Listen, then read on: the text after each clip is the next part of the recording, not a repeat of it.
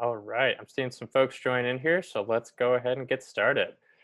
Good evening, everybody, and welcome. I'm Neil Brandt. I'm WaterWatch of Oregon's Development Director, and I'm really excited for our program tonight with Tim Palmer, John DeVoe, Jim McCarthy, and Bob Hunter. We've got a lot in store for you, and first I just want to kick things off with a couple of housekeeping announcements. If you're having any trouble accessing the feed or hearing anything, please don't hesitate to shoot me an email at neil@waterwatch.org. I'll put that in the chat here so that everybody can see it and give me a question if you have it. If you have questions for the panelists throughout this presentation, if you look to the bottom of your screen, you'll see a little Q&A pop out. Please feel free to type them in there, and at the end, we'll do a moderated question and answer session with everybody who's speaking tonight. And I also, as we get started, you may have seen in some of the promotional emails for this event, we are doing a special partnership with Tim Palmer to offer up his Field Guide to Oregon's Rivers, incredible book, for anybody who is attending tonight who makes a donation to WaterWatch of Oregon through our website. So if you're enjoying the presentation, you'd like a copy of this book, please go to waterwatch.org/donate. Make any donation you like, and we'll get a book sent out to you. This is for the first 30 folks who donate. We have 30 copies to give away tonight. And with that, I'll turn it over to WaterWatch's Executive Director, John DeVoe, to kick us off here.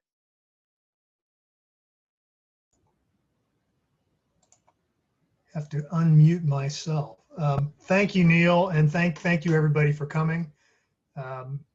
It turns out we are doing this on a historic day for dam removal and river restoration in the United States. I don't know if everyone's aware, but there was an announcement today. Oregon and California's governors have gotten together, and there will be hopefully some progress made on the removal of the 4 lower Klamath River dams. If you have questions about that, maybe we can get into it later in the program. For those of you who don't know, I'm John DeVoe, Executive Director of WaterWatch. WaterWatch has been involved in the Rogue Basin since its beginning, over 3 decades. We really got our start down in the Rogue Basin. One of the things we've done in the Rogue Basin that's been really, really exciting and effective is to lead some dam removal projects. Savage Rapids Dam, the Gold Ray Dam removal. We were involved in other dam removals in the basin, both on the main stem and on the tributaries to the river. And we've also been involved in improving some dams that are irrigation diversion dams that don't necessarily block the river, but do have impacts on fish. We're lucky tonight to have Tim Palmer with us. Tim's going to give us a slideshow presentation. We're then going to see a short video documenting some of the rogue dam removals, and then we'll move into some question and answer and discussion. But I do want to emphasize the book opportunity tonight, Tim Palmer's Field Guide to Oregon Rivers. If you don't have a copy, it's a really great book, and it's comprehensive, and I really recommend it for everybody out there. It's a chance to get it, at a substantial discount. Please do make a donation tonight and take a book home from the presentation. So let me introduce Tim. For such an accomplished person, someone who has really been at the heart of river conservation in the United States for a few decades, Tim gave me a really short bio for tonight. And here it is. Tim Palmer is the author of Field Guide to Oregon Rivers, Rivers of Oregon, Wild and Scenic Rivers, An American Legacy, and other books. Yeah, like 20 other books. So Tim has quite a bibliography, and he has been involved in many, many river and other conservation matters in the Pacific Northwest and around the United States throughout his career. He lives with his wife, author and conservationist Ann Velisis in Port Orford. You can see Tim's work on the web at www.timpalmer, that's one word, .org. And I'd recommend the website to you. It's a great opportunity to see some great photography and other things. So with that, I'm going to turn it over to Tim Palmer, and he can take away the show. Appreciate you being here tonight, and thanks for your participation. Hey, thank you, John, and thank you, Neil. It's just great to be here, even so remotely. Welcome to my home here in Port Orford. It's glad to be sharing this time with all of you. The Rogue River, of course, is one of the landmark rivers of not only Oregon, but the entire West. And we're just so fortunate to have this place right here with us in our backyards. And we're really fortunate to have WaterWatch as one of the great guardians of this amazing river as well. I've been on rivers all over our country, and the Rogue is really one of my favorites. And I say that other places, not just here with this audience. It's this incredible river, and I'd like to take you on a tour now. Let me switch modes here and get my screen up for the slideshow. And hang on, we're not quite there yet. Those are the thumbnails, but here we go.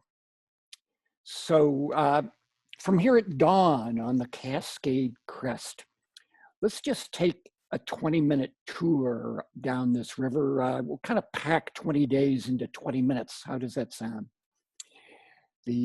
Starting from headwaters, we'll go through the midsections of this amazing river, through the Rogue Valley and on out to the ocean itself, where the Rogue ends after 215 miles through the Cascades and the coastal mountains.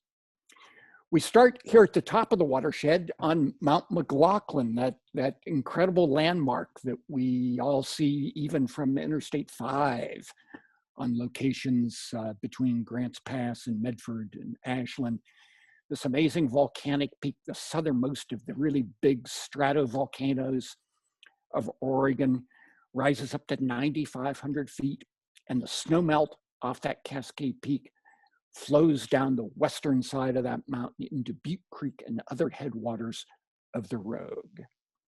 But really the more famous source is Crater Lake, Oregon's only national park, formed by this amazing collapsed caldera. There's Wizard Island rising out in the center of it. It's the bluest lake in America, one of the deepest lakes. There's a trail that goes the whole way around the lake.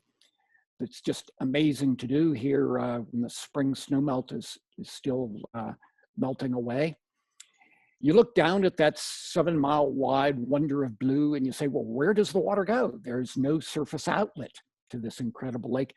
All of that water either evaporates or soaks into the porous lava landscape and pops out at springs the whole way around the lake that feed ultimately the Rogue River or the Klamath River to the east. And the biggest and kind of most noted of these is Boundary Springs, named for the northern boundary of Crater Lake National Park. This is when my wife Ann and I first visited Boundary Springs in 1993. And you can see there Ann's cupping her hands to get a drink of water right from the source of the Rogue. I went back to see this site again in 2015. And here is what I found. A big fire had just burned through the area. It was still smoking in a lot of places. But the same site, the same water still flowing there. The source of the Rogue, pretty much charred mountainsides around that incredible Pumice Canyon at the upper end of the river. But the river itself here was pretty much untouched and still green as it tumbled down there through its first miles in the Cascade Mountains.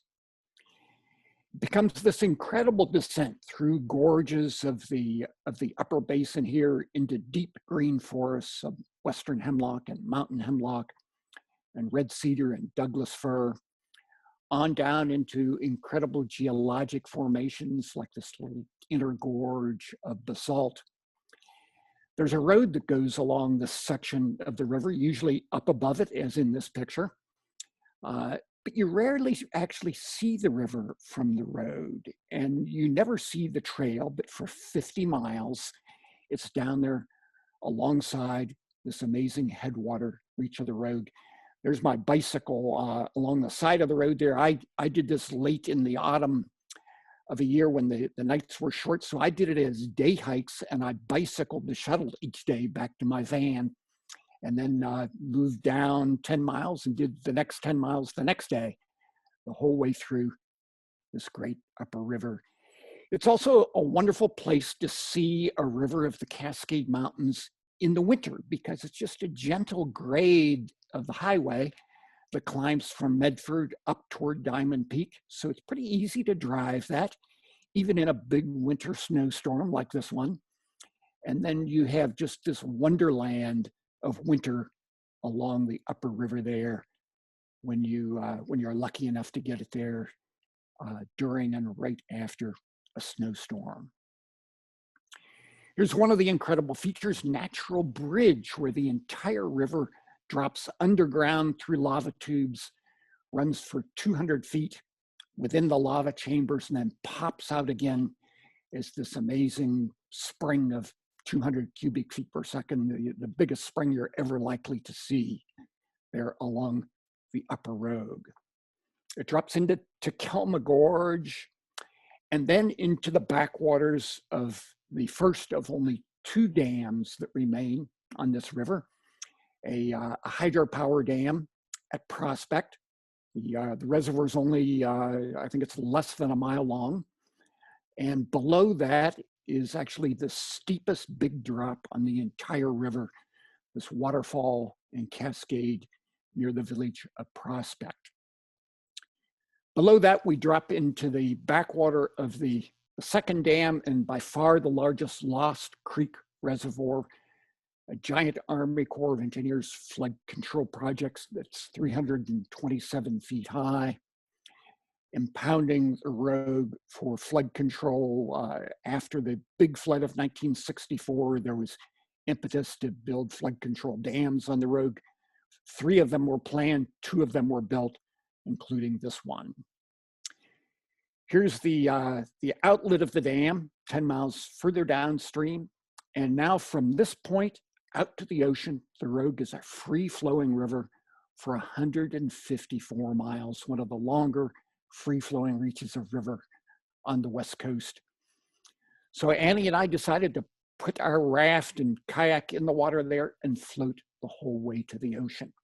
On a 12-day trip here, you can see our mountain of gear and our boat just beginning to take shape there, with our friends Jordan and Gail Dawn helping us on the shuttle and the setup here. And then we loaded the boat, got it all organized and tied down. There's Ann at the oars. Actually, it was just a setup shot for a photo. Ann was usually in her kayak, the way she is in this photo, as we right there at the outlet of Lost Creek Dam on our 12-day trip. Very few people do this whole river as a piece, even though it makes a wonderful extended expedition.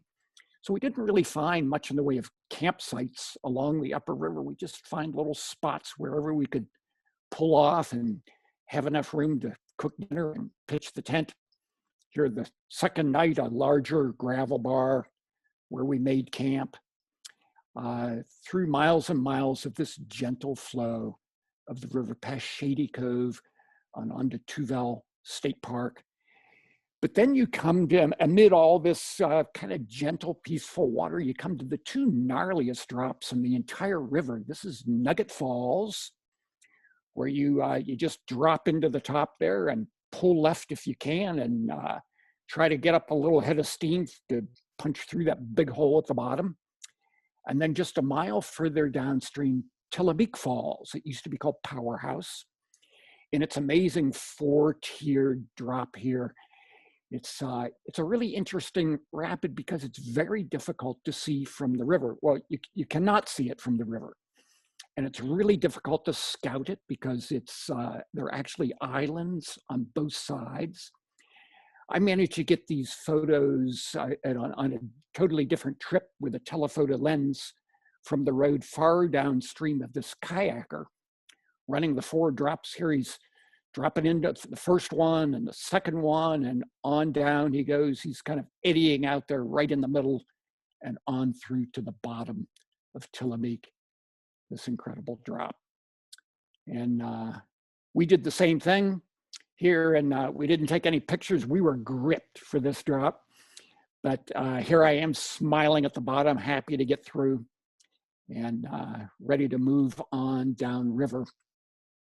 Now we're in the I-5 corridor, which is a whole different story because, well, there's the interstate highway and there's a lot of development, home sites and towns and whatnot. And we failed to catch a campsite at the parks along the way, but no worries. We came to kind of a remote bend in the river where no one could see us from any of the houses and tied up in an eddy there to a tree. And Anne's cooking dinner right on the boat. And then as darkness fell, we just put a lot of our gear in the center of the boat and spread out our sleeping pads and bags and spent the night there just bobbing on the river, tied up to a tree in the eddy there. It ended up being the sweetest night of the entire trip.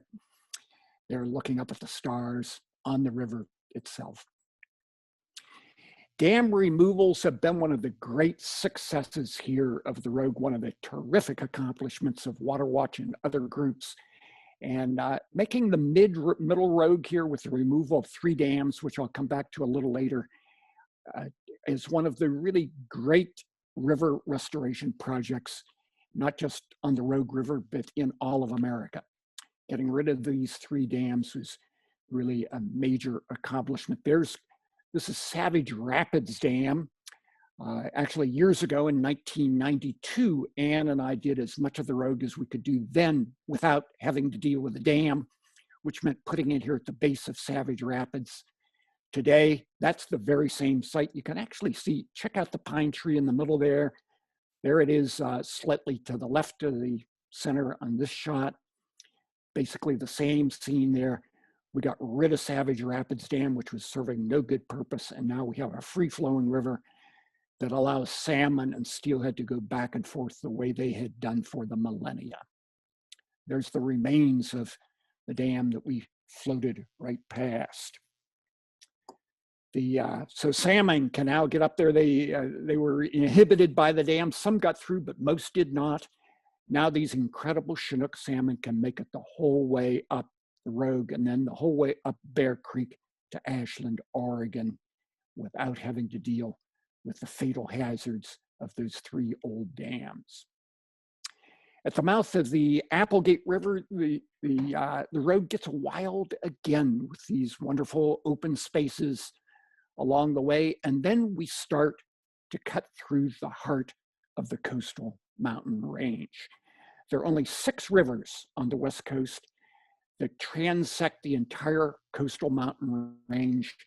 The Rogue is by far the wildest of these. So here we are starting through the mountain gap. This is Hellgate Canyon, which is one of the more dramatic kind of entrances to the mountains. But then below Grave Creek, we come to the end of the road that goes along the river and the beginning of the wonderful 33-mile roadless Wild Rogue Reach. This is one of the classic and legendary wild rivers of the West, and one of the great attractions that river runners from all over the country want to do, starting here at the mouth of Grave Creek on downstream past dozens of wonderful rapids like this one.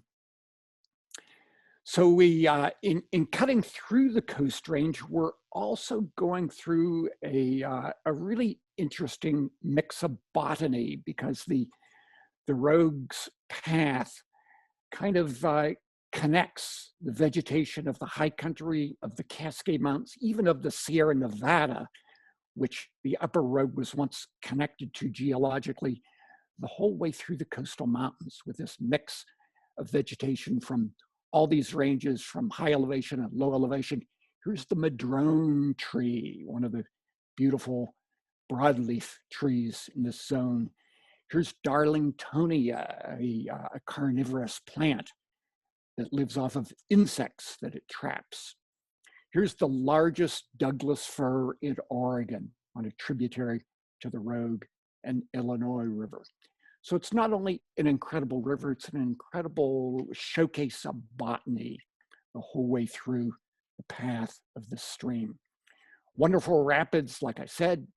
You don't have to run those though. There's also a trail for 40 miles along this river that climbs up the rocky overlooks and around headlands like this, and then goes back down to the river level for campsites and water. Here's the biggest drop on the in the Wild Rogue, Rainy Falls, where it's a great place to see Chinook salmon swimming upriver in the month of October. The best place I know in Oregon to go see these remarkable fish fighting their way upriver. Most boaters elect to take a small channel on the far right of the river. We call it the fish ladder because it was blasted out to make it larger many years ago by early river runners, so that boaters would have an easier way around. The falls itself would be very dangerous to run. You can kind of get into this little channel, you ship your oars because there's not really enough room to even row, and just kind of bump your way down, and everybody runs into trouble here. Because it's so narrow and so turbulent, but yet we all kind of work our way through. This is another way to do Rainy Falls. It's a middle channel where you don't actually run the waterfall, but a center slot, but that has its own problems, which you can see here with this boater who has failed to correctly ship his oars. They're both going to get crunched against rocks on either side of the river there. Here are a little more typical of these beautiful campsites along the road where you can stop and put up your tent and cook dinner and relax on the sandy beaches or fish for the evening, the way my friend Don Elder is doing here. Like I said, there are lots of great rafts on the road. We come to Mule Creek Canyon, a unique feature in the west where the river drops into this narrow slot between bedrock layers of the Coast Range, sometimes only 20 feet wide there as we row our rafts through. Then the big rapid on the lower river is Blossom Bar. Plenty of boulders to miss there, and a tricky route for people who don't know it ahead of time. You enter on the far left or distant side of the river here. You catch an eddy in that dark water that's in the top center and then pull to the right and go down through that slot you see in the center right of the photo. This kayaker's kind of hitting it right on the money, but this gal with an inflatable kayak did not. She ended up not working her way to the right. She hit what we call the fence there, and fortunately, she managed to climb onto the rock. Her boat got pinned. Eventually, she got it off. It floated away. She ended up jumping into the river to swim out through that part of Blossom Bar. So that is a very dangerous feature that boaters have to be aware of if they're going to run the wild section of the Rogue. Below there, another one of the challenges are black bears, which are frequently seen along the river. We love to see them. There you can see raccoon tracks, those cute little tracks in the middle of the slide, and the big black bear tracks next to it. And here, sure enough, we get a visitor at night on one of those campsites below Blossom Bar on the lower section of the Wild River. That's unfortunately the best shot I got of him as he was running away. We kind of chased him out of camp at sunset. He decided to come back at 3 a.m., which woke us up again to chase him away a second time. The rangers from BLM and the Forest Service are coping with this problem somewhat by putting up these electric fences, and you put your food boxes inside that fence at night, which is fairly effective in keeping the bears away. Unfortunately, a lot of boaters leave their food in their coolers on the boats at night, and the bears have learned to climb onto the boats and actually even tear up boats getting to that food. We need to take a different approach here to deal with the black bears on the lower road by better managing not the bears, but the people. And by going to coolers that are bear proof, and by going to better protocols in avoiding that conflict with the bears, which of course were there long before we were and deserve to have a home of their own. So we're going to have to take better care of the food and eliminate the problems that we actually create for them. Here, another problem we see along the river are invasive weeds and exotic species. This is star thistle, which Ann and I proceeded to pull up by the roots and bundle together here in trash bags and pack out so this really egregious exotic weed does not get a better foothold on these beautiful sandbars of the Rogue River. Fortunately, we were teaming up with a Forest Service crew then who then carried out our bags of weeds with them to properly dispose of. Here's another exotic species, this giant heavy equipment tire that had been stuck in the sand for years that we decided to unearth and pack out. So here's BLM River Ranger Bill Sedevy and his crew, and all of us together digging out this tire, rolling it down to the beach and onto Bill's raft, which he managed to row out there on the front of his boat for the rest of the trip. On down through the lower canyon to Foster Bar, where most people unpack their gear and load it back up into the van or the truck and end their Rogue River journey. However, there's another 35 miles of really beautiful river left to go here. And beautiful scenes like this as you continue through the Coast Range, through a gentler canyon, but still a remote, isolated gorge there with forested shores and big waves here in some of the rapids, but mostly gentle flow from there on down. Here's a drift boat of salmon fishermen early in the morning floating through that section, and ocean kayaks are really well suited there, and so are canoes. Here's me taking one of my photos. They're from my canoe on a lower river trip a couple of years ago. It's also a great place for wildlife, great blue herons, mergansers, common egrets here, all along that lower river that many people never even see because they usually get out at Foster Bar. On my first trip, I came to a beautiful big gravel bar like this one. I thought, oh, great campsite, and pitched my tent, but didn't realize this was the tidal zone of the river, which runs 8 miles up the road. First time down, you never really expect it to be that far inland, but it was. And Ann and I got awoken at about 3 in the morning by water lapping up against the sides of the tent. We jumped out and dragged our gear on up to the willow line, which you can see there to the left, which is where we camped on this trip. Just you can see how high the water was when we tied the boat up the night before. So there we sat waiting for the tide to rise again and float us off our site. And then finally to the lower river here, you can see Highway 101 in the background. And then we went under the bridge. There's our friend Jordan Don up on top waving to us. He had shuttled our van down and was waiting for us. At the end, he took the shot from the top of the bridge. We loaded back up and took one last little trip out to the very mouth of the river, where our Rogue River, after 215 miles, comes out and joins the Pacific Ocean there at the town of Gold Beach.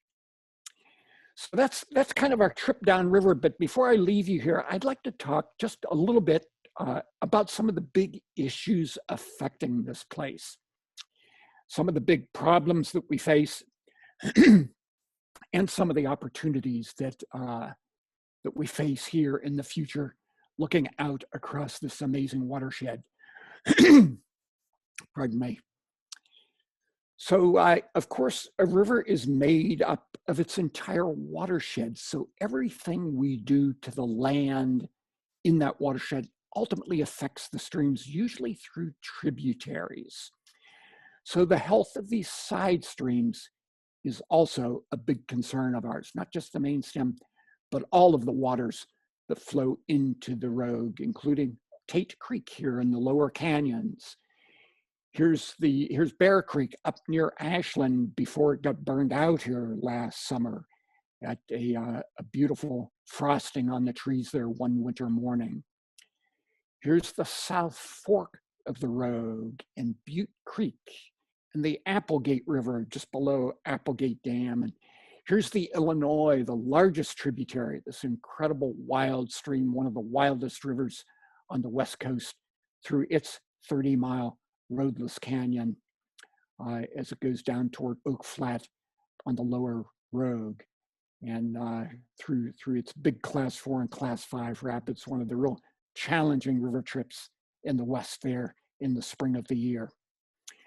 On the main stem of the Rogue, one of the big problems we face is warm water, because with all the watershed disturbance that's occurred with farming, with urbanization, with clear cutting, the land heats up much more, the water heats up, and we have these enormous outbreaks of blue-green algae. So getting the temperature of the water back down to what it originally was is one of the big challenges here. Groups along the Middle Rogue are hoping to deal with that by planting more trees to get better shade along the riverbanks themselves. One of those things we can do to help put a dent in this problem of warming water.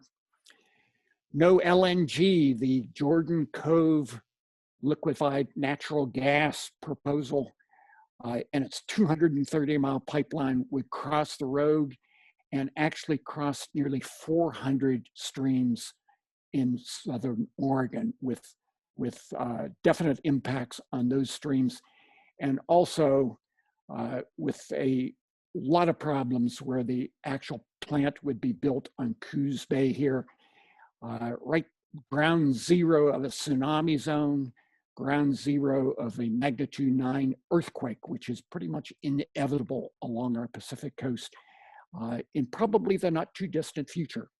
There's the Jordan Cove site itself, just outside the town of North Bend, exposing people to risk of here one of the most explosive and volatile facilities known to man, right there in this zone of earthquake and tsunami danger. The Trump administration Federal Energy Regulatory Commission has approved Jordan Cove, but fortunately our state agencies see the problems that this would create and have thus far taken stands against approvals of this proposal. Only the future will tell what's going to happen here. It's generated a lot of interest. Here's one of the public hearings where people showed up to testify, both for and against, but mostly against this massive intrusion to our watershed and the other watersheds here on the Pacific coast. I mentioned the dam removals before. Here is another shot of Savage Rapids Dam, which after a decades-long battle was removed to return that section of the river to free flowing. Here's the Gold Hill Dam, which was likewise taken out, returning that section of the river, and another dam site upstream called Gold Ray Dam. All of those removed, so we have a free flowing river and salmon coming back again. Here's yet another dam site, the Elk Creek Dam on a tributary to the Rogue, below near Shady Cove, a site that was controversial and opposed, and eventually the state joined in opposition. And finally, the Army Corps of Engineers even agreed that this dam was a mistake. 1/3 of it was completed when the construction was stopped, and ultimately the dam was partially notched and destroyed to allow salmon to pass once again up that productive tributary to the Rogue River. Dams don't have to be big like that. This is an Evans Creek Dam that also caused problems for salmon, and another one of the cases where WaterWatch stepped in and did what was needed to remove that dam and restore that stream to natural flows for the fish and all the life that it nourishes. Fire, of course, is an enormous issue in our basin and throughout the West today, and with its effect not only on our forests, but also on our towns and communities, as we so tragically seen this past year in the Rogue Valley. Of course, fire has been here since the beginning of time, burning our mountains in a mosaic of burned and unburned area, like what you see in this picture. Some spokespeople for the timber industry will say we have to cut more trees so they burn down. But actually, that's the worst thing we can do when we cut with clear cuts, like what you see here, because in their wake, these plantations grow and they actually burn the hottest and the fastest of all. These young trees with all this flammable material burn like gasoline when the fires start, where we originally had big trees with relatively fireproof bark that cast shade and created coolness on the ground that actually retarded fires. Instead of that, we have plantations like this now in the wake of the clear cuts that create the hottest fires of all. So this issue of fire is very much connected and interlinked with the issues of logging and timber management on the road in ways that are very complicated and surprising. Thinning of trees is one solution here to clean out some of that most flammable young growth of trees. Unfortunately, what often happens is the thinning projects end up taking the big trees and leaving the little trees, like what we see here on this site that was thinned on a neighboring watershed along the Chetco River. Here's another one of the issues, land development in these fire-prone zones. This is not in the Rogue River Basin, but you can see the issue here with rural development in fire-prone areas that then are extremely vulnerable to the damages that will be inevitable with fire in the future in this age of global warming. Another one of the big issues here is mining at sites just like this one at the head of Baldface Creek on our neighboring Smith River drainage. There are proposals to convert areas like that, including headwaters of the Illinois River, to scenes like what you see here, the strip mine that was built near Riddle, Oregon in the Umpqua Basin. The multinational corporations have proposed mines like these at the headwaters of Rough and Ready Creek. We see here it runs later into the Illinois River and then into the Rogue. Here you can see the damage from simply exploration for mining that occurred 50 years ago. And that much damage still remained even when all they did was explore for mining. The mining proposals have drawn an enormous amount of public engagement and opposition, like you see here at one of our hearings. 250 people opposed to this mine, virtually nobody in favor of it. We managed to get temporary legislation passed to protect our areas from further mining claims. We now need to make that legislation permanent. So these are just a few of the big issues affecting our river. WaterWatch is involved in some of these, actually many of them, and our representatives from the group will talk about that in a minute here.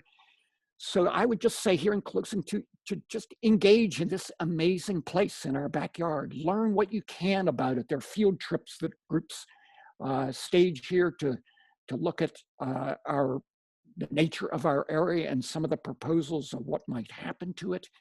Get involved, teach others, learn what you can. Enjoy this amazing river that we have right here flowing from headwaters out to sea.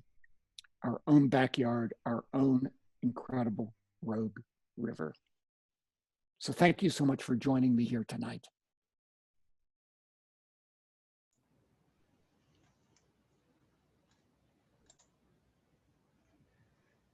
Thank you, Tim. Can you hear me? Yeah. Okay. Yes. That was inspiring, and also a cautionary tale about the many threats that this national iconic river faces in our own backyard. WaterWatch is involved in many of the issues facing the Rogue, from some of the mining proposals to removal of salmon impeding dams on tributary streams, to some of the other issues on the river as well and its tributaries. To talk about some of that, I'm going to introduce Bob Hunter and Jim McCarthy from WaterWatch. Bob has been with WaterWatch since the beginning, and You know, his resume is long and impressive. It's one of the honors of my career to have had a chance to work with him, both as a staff attorney and on the board. It's also one of the great, maybe a failure of my career to not have taken his invitation to raft the Rogue from Lost Creek to the ocean when he did that after the dams came out. So I hope to do that someday. Jim McCarthy is also WaterWatch's Southern Oregon program manager, and Jim has served as an expert witness for us. He's been a consultant for many conservation groups over the years. He managed our communications for a long time, and he's also done an excellent job of picking up the dam removal baton and moving it forward in the Rogue and elsewhere in Southern Oregon. So we're gonna shift to those two for a minute, and I think we're gonna watch a short video, and then we'll have some question and answers and other parts to round out the program. Well, 12 years ago, the Rogue River and some of its key tributaries were in a very different condition than they are today. They suffered from a series of fish-killing dams, but in great part due to WaterWatch's efforts over a couple decades, WaterWatch was managed to remove 3 main stem dams that were removed between 2008 and 2010. In addition, 3 tributary dams, one on Elk Creek in 2008 and 2 on Evans Creek in 2015. We also improved the fish passages and solved some harmful old diversion structures at another diversion facility on the main stem of the Rogue. And to illustrate some of the work, we thought we'd play this video. It's an old video, and some of the footage is kind of blurry and not great, but it too shows the dams kind of before and after some of them, and the sort of before, during, and after removal. And I think people will still get some enjoyment out of seeing some of the removal shots. So we'll play that now. Thanks. All right, I'm gonna pull it up here for us.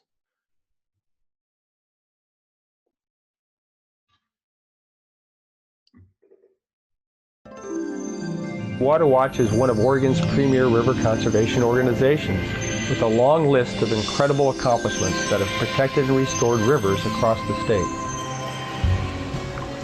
One example of WaterWatch's hard work is exemplified by the successful completion of WaterWatch's Free the Rogue campaign.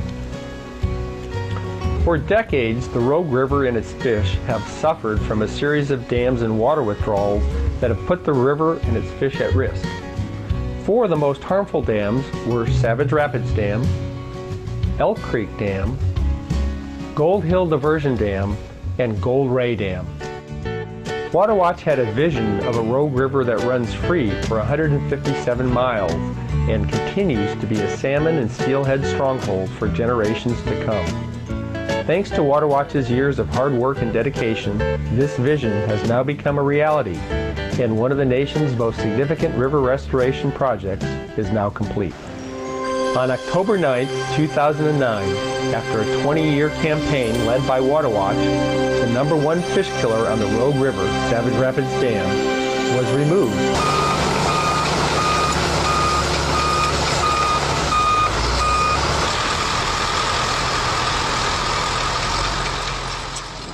After 88 years, the Rogue is running free, and salmon and boats can pass unimpeded through the old dam site. Dam removal is estimated to increase salmon and steelhead runs by 22% at the old dam site. It will increase run-of-the-river recreational opportunities. In addition, the district's 800 cubic feet per second power right has been transferred to an in-stream water right with a 1918 priority date. This will protect Rogue River flows into the future.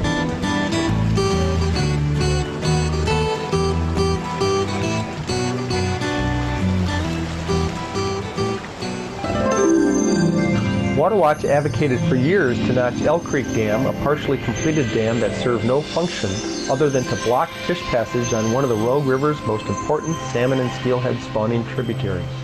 After a lengthy political and legal battle in which WaterWatch played a significant role, the breaching of Elk Creek Dam commenced with a bang on July 15th. All right. Woo! There it goes.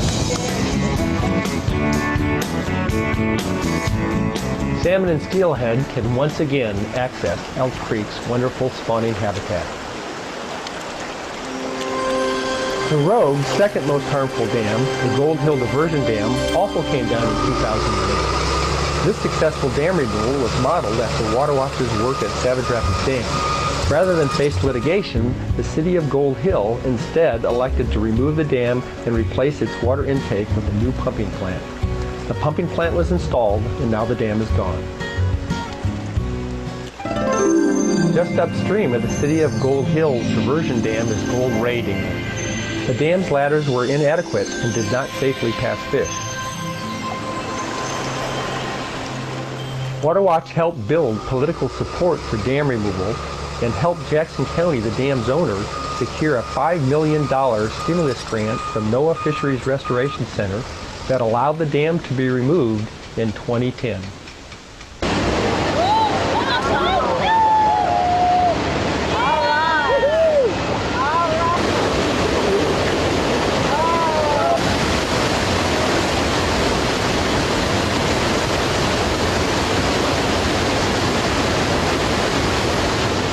With the removal of Gold Ray Dam, the Rogue River now runs free for 157 miles from Lost Creek Dam to the Pacific Ocean, and one of the nation's most remarkable series of river restoration projects is now complete.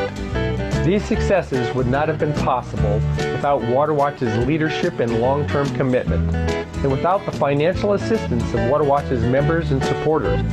WaterWatch and Oregon's rivers thank you and hope for your continued support.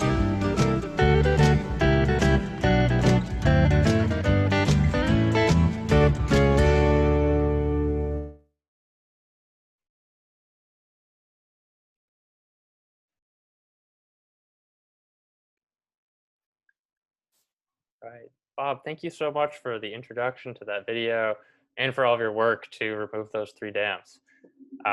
Now we'd like to switch gears and have a bit of a panel discussion with everybody. So I'll cancel my spotlight here and have some discussion about WaterWatch's past and future work in the Rogue, and follow it up with some questions and answers for Tim. So I wanted to kick things off with you, Jim, as our Southern Oregon Program Manager. Could you tell us a little bit about what WaterWatch's current vision for the Rogue is and what we're currently working on in the basin? Yes, thanks. And thanks everybody for joining us here tonight. WaterWatch is now focusing on the tributaries of the Rogue Basin. There is a lifetime of abandoned and or obsolete dams in the tributaries. Unfortunately, there are hundreds and hundreds of dams. We are guided by the Oregon Department of Fish and Wildlife's prioritization list. This is a state list mandated for creation under law that ranks the dams by their priority for correction for fish passage. So we look at that list. We specialize in working on dams of marginal value or ones that are obsolete, ones that can be replaced by new technology. So when you look at a dam, it really is a lot of times very old technology. It may not be necessary anymore, or if it is necessary, it can be replaced by technology that's much more easy on the environment, doesn't impair water quality, doesn't impede fish, it doesn't warm up the water, it doesn't cover over salmon spawning habitat with a big reservoir or breed toxic algae. So you put in a solar powered pump, or you just take the dam out altogether, and you've solved a lot of problems at once. In fact, we believe that when it comes to bang for your buck, you cannot find a more impactful single restoration activity for rivers than dam removal. So we are continuing on the tributaries. We are continuing to work in coalitions as we always have. We're continuing to build on the work that we've done in the past, learning from the past and hoping to go faster and generate synergies, multiple dams at once. For example, we have reached an agreement in the Applegate Subbasin to remove 3 obsolete dams, replace their function with a solar powered pump to maintain the water use at the site, but open up, or rather I should say, improve passage because it wasn't a total blockage except in some areas for 3 dams. So we're removing 3 dams at once, working on a 4th downstream from that one. We're working on the highest priority barrier in the entire Rogue Basin left, which is on the Illinois tributary of the Rogue. This is Pomeroy Dam. So all these things are what we're working on the Rogue, and it's a lot of work and involves a lot of years ahead. So please stay tuned. Great, thank you, Jim. Now, the next question I have is for the panel, specifically for Jim and Bob. Why is WaterWatch so effective at dam removal projects? Bob, you want to take that one, or you want me to roll with it? Bob, I think you're muted here. Muted here. I'll unmute and I'll go ahead and give it a go. I think the first thing, I mean, with WaterWatch's long body of work in dam removal, we really have a lot of institutional knowledge and a lot of years of experience where we've learned a lot about how to negotiate and leverage dam removals.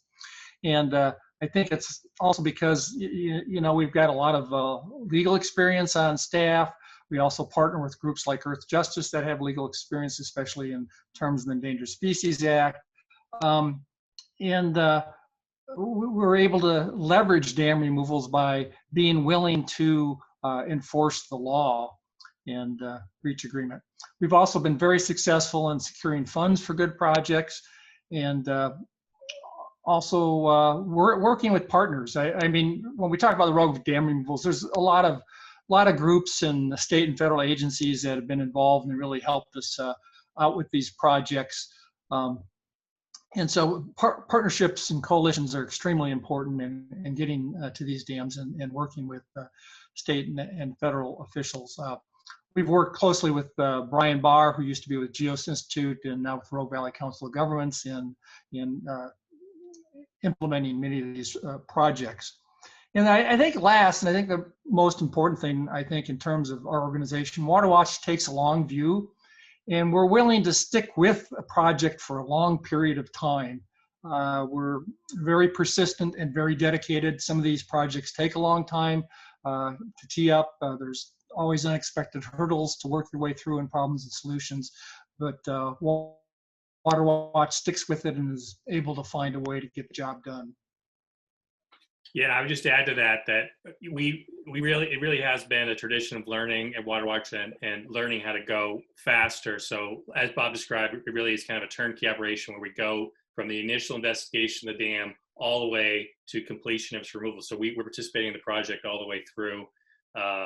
We partner, like I said before, with Earth Justice. We also do a lot of work with Oregon Department of Fish and Wildlife. We're guided by their science when we're selecting dams to work on. And, you know, between the staff and the board at WaterWatch, we have, you know, a couple centuries of experience knowing what issues will be levers for removing these dams or those dams, how agencies will react to an action related to a dam, and how to work within a coalition to press all the levers to get a dam moved out and to get the work done. A big part of what we do is, you know, fundraising for these projects through groups locally. So, you know, rogue fly fishers, other fishing organizations, small groups that partner with us can see a lot of impact. You know, if they put together, you know, a fundraiser that we can use for match for a $100,000 grant from ODFW or a $200,000 grant from OWEB, these things really make a big difference and allow local groups to have an outsized impact through state resources that that we can bring once we tee up these priority projects. Great, Bob and Jim, thank you very much. All three of you have touched on this, and so this is a question again for the whole group. And Jim, you've talked about dam removal projects being the most bang for your buck in terms of restoration actions. Can you speak more to what the benefits of dam removals are, and why we should be prioritizing these? Sure, I can hit on a few of them, and I know Bob can fill in where I miss. So a dam really impedes a lot of river function, not just fish moving up and down. The young fish coming down and not being able to get back up or dying as they fall over the dam, or adult fish migrating up. We really want them, especially in climate change. As it intensifies, we want fish to be able to get on their spawning grounds at a time of their choosing in good conditions. So you take a dam out that's not necessary, you reduce the impacts on those fish. They arrive on their spawning grounds when they want to, and they're going to be ready and able to spawn. So that means when you have, every dam that comes out that's not needed in the system, that means that you're going to have a better chance that the good times for fish are going to be better, and the bad times for fish aren't going to be as bad, because they're going to have that breathing room. They're going to have that one less thing they have to deal with on the river.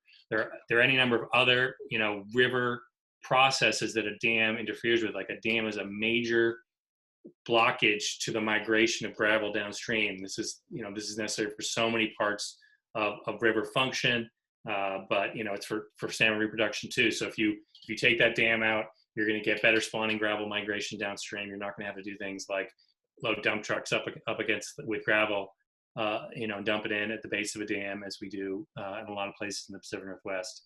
You're going to have that migration downstream from the Cascades and down through the basin, and you're not going to have those problems with toxic algae that are growing in climate change, because you won't have that area for breeding toxic algae. You won't have that area for invasive non-natives. Again, it's another climate change impact that dams are exacerbating. You remove that exacerbation, you gain more breathing room, more resiliency for the whole river and the species that are in it. So again, it's about building resiliency throughout the whole system, and improving the function of the river through just one action, removing dam. Again, like I said, we focus on dams primarily that aren't needed, or dams that can be replaced with different technology. So we think it's a very it's really a very exciting thing to work on in this age.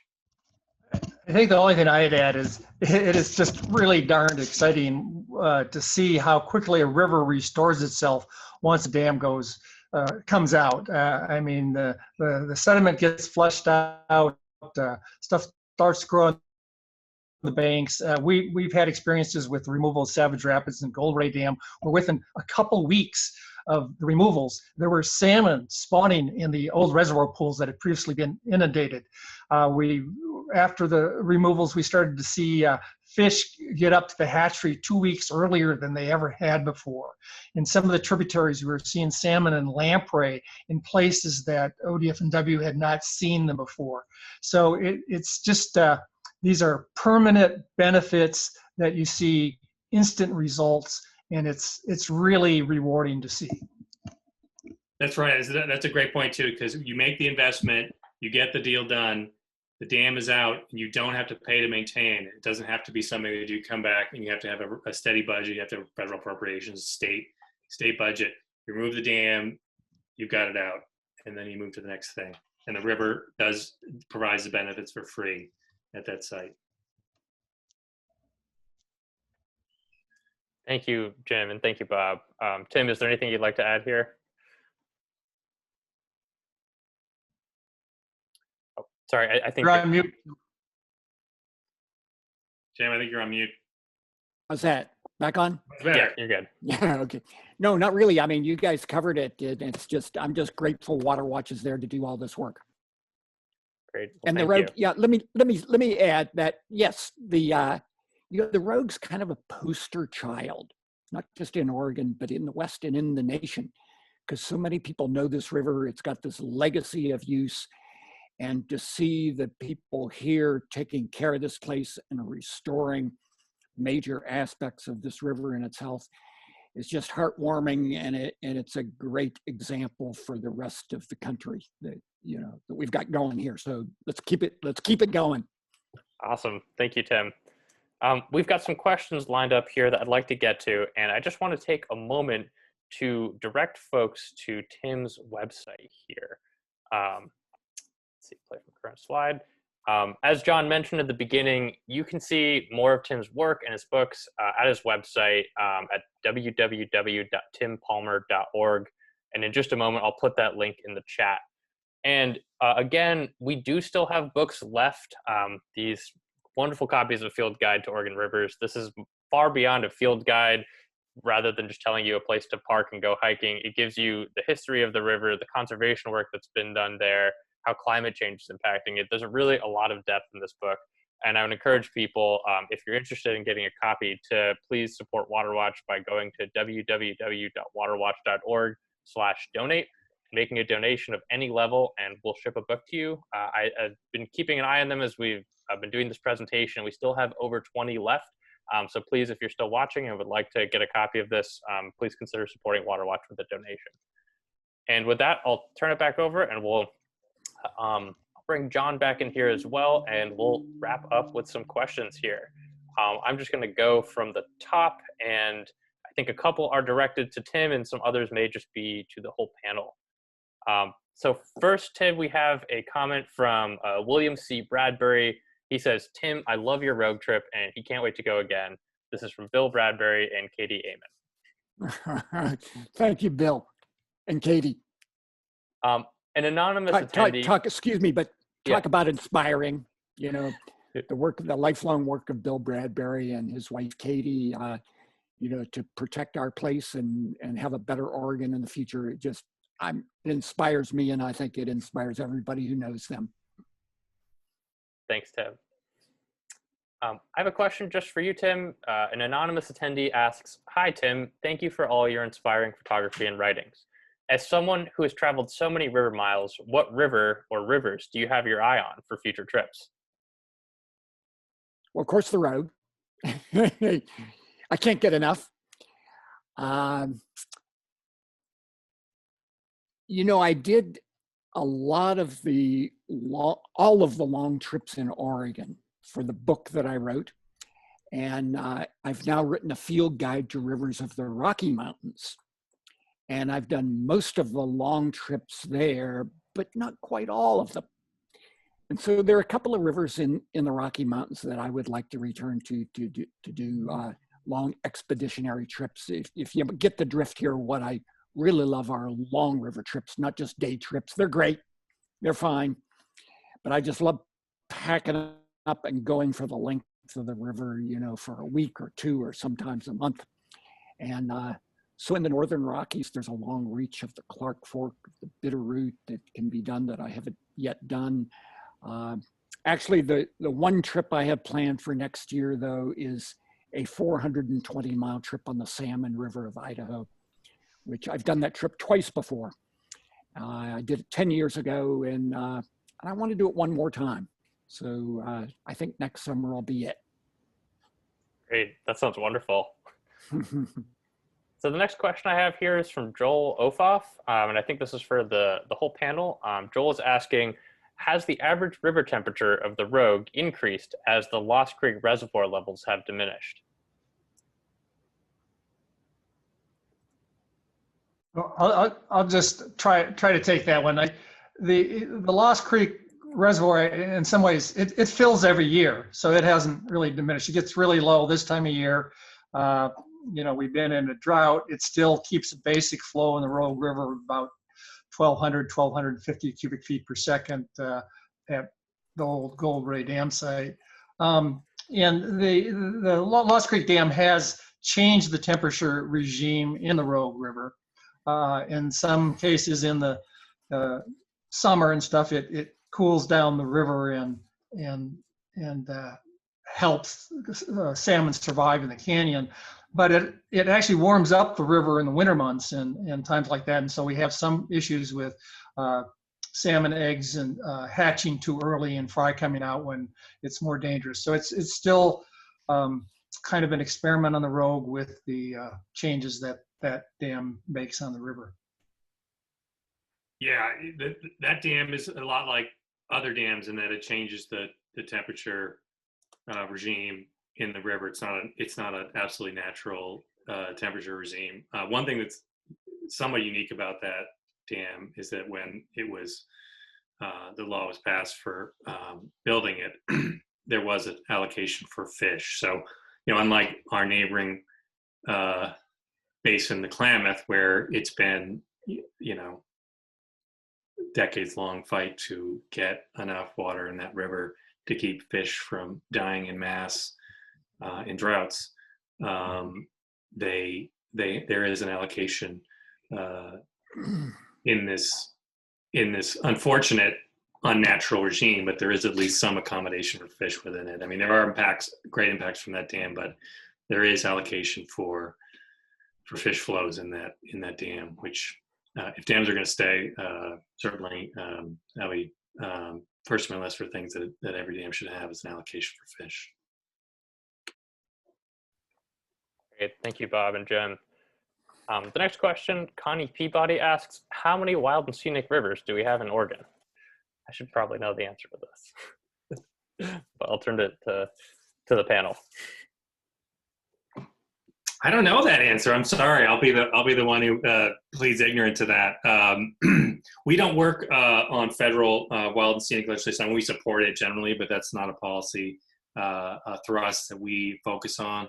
We're much more focused on state scenic waterways. That's a state level protection that WaterWatch worked in a coalition in recent years. Actually, it was a coalition that sprang out of protecting the Rogue from suction dredge mining. And we developed within that coalition a number of strategies for how to advance protection for the Rogue. One was just to reform suction dredge mining permitting directly, which eventually was the strategy that succeeded. And then another one, our kind of fallback that we still succeeded on, was a great coalition led by a lot of local groups like Rogue River Keeper, Native Fish.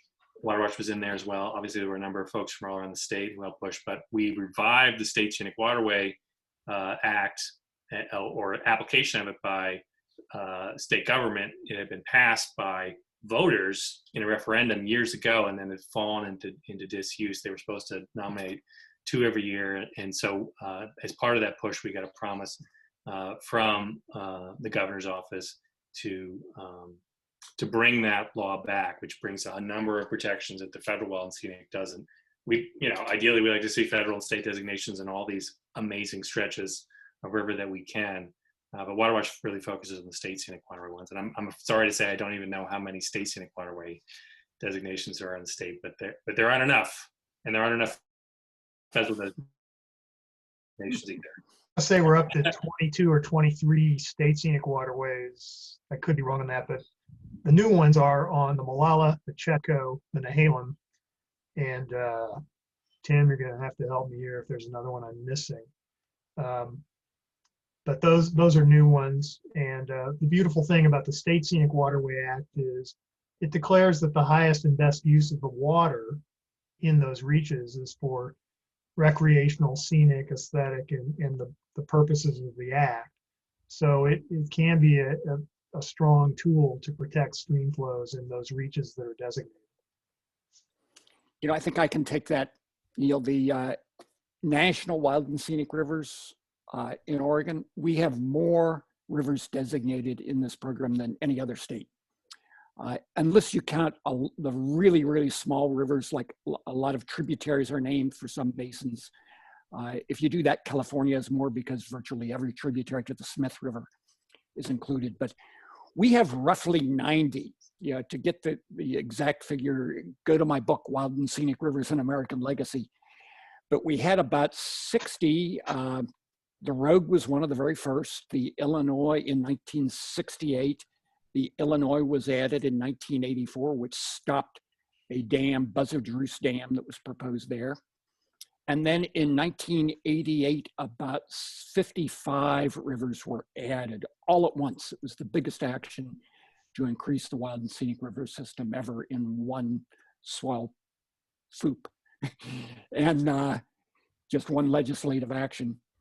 And then in more recent years have been about 16 tributaries to the Elk River added and about 16 tributaries to the Rogue added. Those are all smaller streams, but the total comes to about 90. Wow. Thank you, Tim. Mm-hmm. The next question I have for the panel here, an anonymous attendee says, first, thanks for everything that you all do. They are wondering who manages the water coming out of the Medford water treatment plant. That's managed by the city of Medford. They control the plant, and there is some work going on there now. The rogue fly fishers and actually John McDermott, WaterWatch member, through the rogue fly fishers and others have filed. Suit has been filed because the discharges violate DEQ standards that they're governed by, and it causes problems. I'm not sure what the status of that case is right now, but there are violations of environmental laws, and hopefully it will correct the situation there at some point in time. Jim, you're muted here. Oh, so Bob was referring to the Department of Environmental Quality, DEQ. Yeah, Medford releases it, but they have to get a permit from DEQ, and so that's a subject of some consternation and activism locally. WaterWatch is not involved. We're not a water quality group, though a lot of the actions we take on water volume and fish passage have benefits to water quality, but we don't have expertise in water quality. But that is certainly a big issue for a lot of folks we work with in the Rogue, and it's something that is primarily governed by the Department of Environmental Quality at the state level. Thank you, Bob, and thank you, Jim. The next question is from Jerry Malloy, and they're asking, how involved was American Whitewater in these efforts? And I think referring to the Rogue Dam removals. Bob, do you want to? Yeah, American Whitewater did sign on and support our efforts on some of these removals, and lent their weight politically where needed. And I'm not sure to the extent on all the dams, but they were supporters and helpful in gaining political support for the removals. Yeah, American Whitewater is a helpful coalition partner on a lot of dam removals. I mean, they're working with us in the Umpqua right now.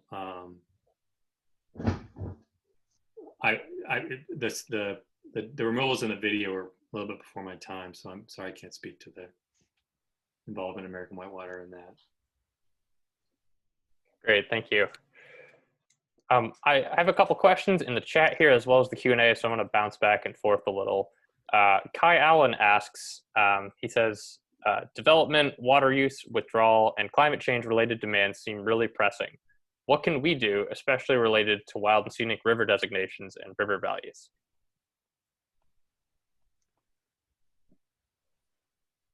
Let me take a little shot at that. The wild and scenic river designations can help to avoid really egregious problems, especially issues on federal land. Most of the designations are in federal land only. So for example, if a river is designated in the wild category, that pretty much means there will not be logging along that river in the corridor within a quarter or a half a mile of the water.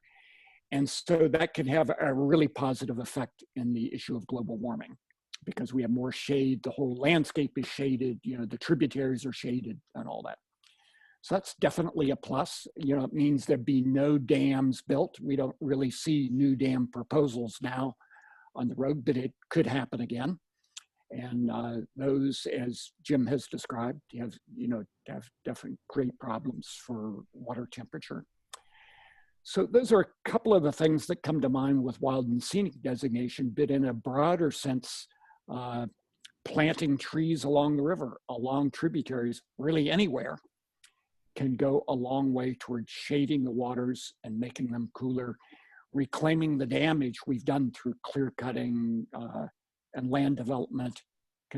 All that can help reducing stormwater drainage by having areas where stormwater, instead of running right off the streets and into the river, to run it into bioswales where it sinks into the ground and cools off again.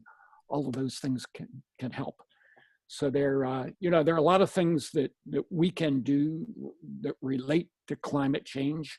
Of course, the big thing we have to do is quit using fossil fuels and to make the transition to a renewable economy and to sequester that carbon that's causing the global warming in big trees. We've got to quit cutting the big trees and let them grow, because that's what stores the carbon and keeps it out of the atmosphere.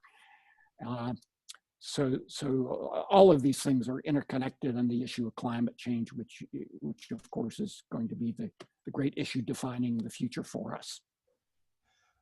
One thing I might just throw in too is, I mean, with the climate change, and it's a problem even before the being exacerbated by climate change, and that is protecting flow in stream. And that's really at the roots of why WaterWatch was formed, to do something to protect water in our rivers, to keep it there for fish and recreation and things like that. And we, back in 1987, passed the In-Stream Water Right Bill, and we've been pushing for new in-stream flow protections, and continue to work in that arena, as well as better water management. So we don't use it. We need to use water a lot more wisely. So I guess what I would say for the general public is to support groups like WaterWatch that do this important work in monitoring water withdrawals, or advocating and pushing for stream flow protections, and other conservation groups too. In the Rogue Basin, we have the Rogue River Keeper, we have the Rogue River Watershed Council. There's a number of groups working on a number of different issues, and by supporting conservation groups across the state that work on these issues, it's really helpful in terms of making sure there's a voice for our rivers into the future. Yeah, I just wanted to expand on that point. I mean, WaterWatch's core mission is protecting and restoring flows in Oregon's rivers. And, you know, when you're talking about temperature, when you have flows in the river, when you have greater flows in the river, that means, particularly in the climate we live in, if you've got a volume of water in the river, obviously it's beneficial because there's more habitat for fish, it's more opportunity for recreation, it's not so for boating, but you don't get those fluctuations, those diurnal fluctuations where as high. When you have more flow in the river, you don't get the temperatures that kill fish. I mean, salmon, you get above a certain temperature and they just start to break down, and their immune system shuts down. You know, WaterWatch was founded kind of in this, water law in the state was not created to protect rivers. It was created to serve development. And so WaterWatch's kind of special genius was like, well, what if we took this law and we used it to protect rivers? We could just tweak it here, tweak it there, and we create this thing called the In-Stream Water Rights Act. And now we work to take the agency's authorities that are granted on the law to protect the rivers. And that the same thinking we applied to dams, or I should say Bob applied that to dams as a pioneer years ago. What if we can use water law to leverage out these dams? And now we use that in a kind of a portfolio approach of, you know, water law, ESA, all these other processes, primarily at the state level, all these other liabilities that an obsolete dam or a poorly maintained, or a dam that's really beyond its expiration date will face. And we take those liabilities, make them real, and leverage that dam out. Great. Thank you, everybody. The next question I have here is from Bruce Anderson, and this one's for Tim. Bruce says, Tim, you talked about a 50-mile trail along the Upper Rogue. Where does that trail start and end? The bottom end is your prospect, just above that reservoir that I mentioned, and that's accessible on national forest land. And there are actually a lot of access points all the way up the river along the highway that goes from Medford to Diamond Lake. What number is that? I think that's 230, isn't it? the main highway that goes up the road to Union Creek and on to Diamond Lake has a lot of access points for that trail. The very upper end, let's see, I reached it at the overlook. Gosh, I forget the name of the overlook, but it's where you can hike up to Boundary Springs. It might be called Lava View or something, I forget now.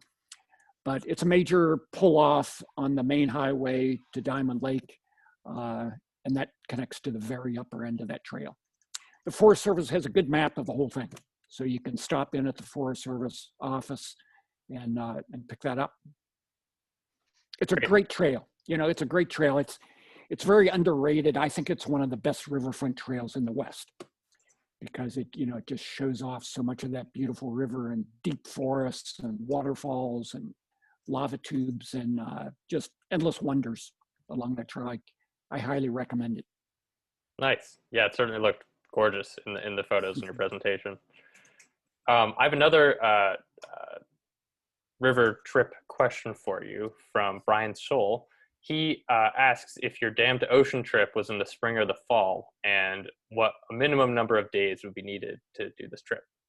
Okay, I did the trip in the fall. You can pretty much do it all summer and fall.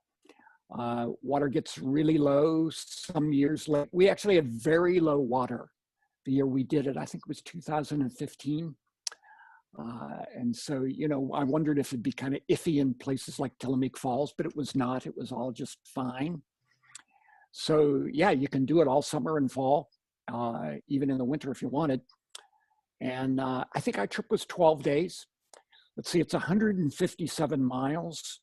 So, a minimum of a week and up to 2 weeks. Yeah, great extended trip. Awesome. Thank you. You need a permit. Excuse me, you need a permit for the wild section from the Forest Service. And a strong back to row against those ocean breezes in the afternoon in the lower river. I know, the bottom end, yes. You got that though, Tim. We know. Yeah. You got a strong pen hand and a strong back. Yeah, totally. A group of friends and I did a spring trip, and it was actually flows were a little high that spring. We did it in 8 days, and it was just a great trip to do. It's really worthwhile to do once and kind of see everything together in one long float rather than multiple floats. It's an amazing trip. Right, Bob. It was a total eye opener to see it all of a piece. It just all made so much more sense then, and the value of it just seemed so more significant to see it all at once instead of a day trip here or there. Back to the permit thing. You need a permit from Grave Creek to Foster Bar from BLM. So you either need to get that ahead of time and work your schedule out, or what Ann and I did was in the autumn, there's way less use on the river. We were only 2 people. So it's pretty easy to get that permit at 7 o'clock in the morning at the Rand Visitor Center if you're a trip that small. So that's kind of how we dealt with the permit issue and scheduling the trip. Great. I guess one last point. After when I was doing the lower road below Agnes and I flipped my canoe and was rescued by a local, I was advised that was in July, and I was advised that in the fall the up canyon winds are less, so it's actually quite pleasant to drift below Agnes, which again is below the wild and scenic section. So yeah, you might want to try the fall. I mean, the flows are not the best, but you won't have those up canyon winds as much, according to the gentleman who helped me so much. The other thing I do down there on the lower river is I just boat in the morning. I just pretty much plan on making my paddling up till noon because the wind might get coming off the ocean. The wind is often makes it pretty tough to paddle in the afternoon. So, I just make camp on a beautiful gravel bar and read a book and go swimming and hike or whatever. And, don't plan on fighting the wind, like you say. The other problem on the lower river to we paddlers are jet boats. There are a lot of jet boats down there. But, we just sort of live with them. They're noisy and they, they're kind of a pain if you're not on them. But that's just part of the scene there now. And so, we've kind of learned to live with them. And but that's the other problem with the lower river along with the wind. Great. Thank you for all the tips, everybody. This is helpful for me too. I'm taking notes. I could go on and on about this. I think about it a lot. All right, I'll have to call you up, Jim. We could go into another whole section. Well, we're running up on our time here. I think we've got time for about one more question. I know there are other ones here, and I just want to assure folks that we're happy to follow up afterwards via email. You can reach out to any of us at WaterWatch through our staff emails that are on the staff site, and I will be happy to share questions with the appropriate staff member. But for our final question this evening, Chris Stanton asks, he says, often water users are advocates for the river or streams that they use. And he wonders how well these different communities have worked together to work towards restoration and conservation. And I know that a lot of our WaterWatch staff and board here can speak to that. Well, one thing I would say is that the whole fishing community and the boating community have been very supportive of WaterWatch, and most of our membership consists of people who are river users in one fashion or another. So we find those communities to be very, very helpful in both financial support, but also in weighing in politically when needed on key issues that threaten our rivers. Yeah, and sometimes, I mean, obviously every barrier is different, but particularly when you're talking about replacing a dam with a new technology or just removing a liability, like with Gold Ray Dam for the county, obviously those folks become excellent advocates for those projects because it's going to provide them with a direct benefit, either, like I said, in the providing a new system for irrigation or removal of a liability. So it's not always, you know, some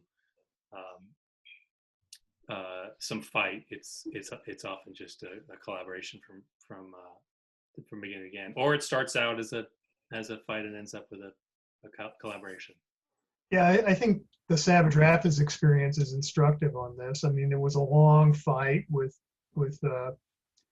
you know, a lot of twists and turns, but in the end, everybody was kind of made whole. The irrigation district ended up with a pumping plant, kind of a state-of-the-art pumping plant, and a water right that was secure. And it didn't have to maintain a 88-year-old dam that had serious liability and deferred maintenance issues, and was actually dangerous for its employees to go out and maintain. The river was made whole in a lot of ways, and the district, you know, I think Bob would know better than I, but I think, you know, the district was pretty pleased with the end result, although it took a lot of advocacy and a lot of back and forth to finally get there. But at the end of the day, you know, I think we were all on board together. Just took some time to get there. But probably never reach, you know, flat water pontoon boat users, but everyone else is gonna join with us. Well, thanks everybody. I know we're on our last question. I just have a comment that I do think is good to share. Amy Shipman just wants us to advise that the Blossom Bar is a serious rapid that does take Class 4 skills and that it has claimed many lives. And so for those who are moved by the beautiful shots in Tim's presentation, please do your homework first and make sure that you're prepared before tackling it. Absolutely, the Weldon Standing is a very serious river, and you should be a skilled boater before you attempt it, or even better, you know, get an outfitter, a company to take you down on your first trip. It can be a very comfortable trip. There are many excellent local companies that can take you down and can even teach you how to be a whitewater boater on these stretches. But yeah, it can be a very dangerous river for the unskilled. And ditto on that, and it's not just the wild section of the road either. You know, the Nugget Falls and Tillamook Rapids are dangerous if you don't know what you're doing. And even above and below Galice, you know, there's big water that's not really for beginners. So yes, caution is in order here. Right, and you can get day trips down those stretches too. You know, there are good companies like Indigo Creek Outfitters, Momentum. You know, there are any number of organizations or companies down here that that can take you on those trips and teach you how to be a whitewater boater too. Mhm. Well, fantastic. Well, thank you so much, everybody. Tim, thank you for the amazing presentation.